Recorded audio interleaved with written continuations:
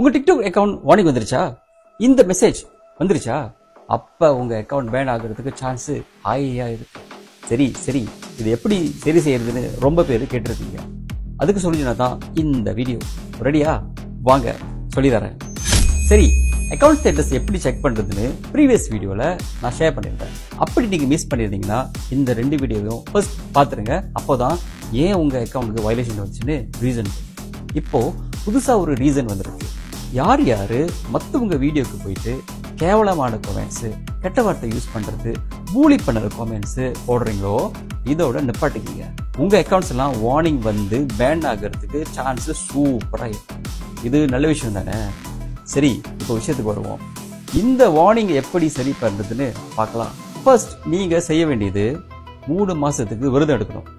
விரதம் இல்லை, 3 மாசத்துக்கு, அதாவது 90 டேஸ்க்கு நீங்க பண்ற எந்த வீடியோலயோ எந்த ஒரு வயலேஷன் வராம பாத்துக்கங்க.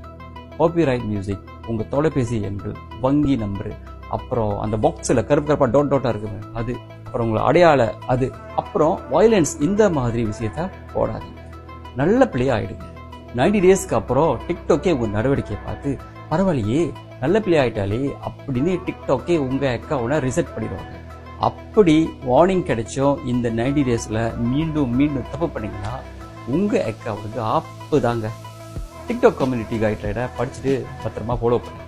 உங்களுக்கு தெரியும், நம்ம ஆளுங்க சில பேர் நல்ல பிளாட்ஃபார்ம் அதுவும் ஃப்ரீயா கிடைச்சதுன்னா வீணாக்கிறதுக்குனே வந்துருவாங்க.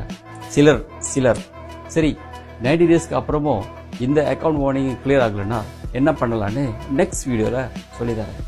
காமெண்ட்ஸ்ல சொல்லி தங்கச்சின்னு போடுங்க. நீங்க போடுற காமெண்ட்ஸ்ல தான் நாங்க அடுத்த செய்யற வீடியோக்கு நல்ல ஒரு மோட்டிவேட்டா இருக்கும். அப்புறம் நிறைய பேர் நாங்க கொடுக்குற இந்த இன்ஃபர்மேஷன்லாம் பார்த்துட்டு ஃபாலோ பண்ணாம போறீங்க. ஏங்க, நாங்க தமிழ்லயே கண்டென்ட் போடுறதுனால தானே. ஃபாலோ பண்ணுங்க.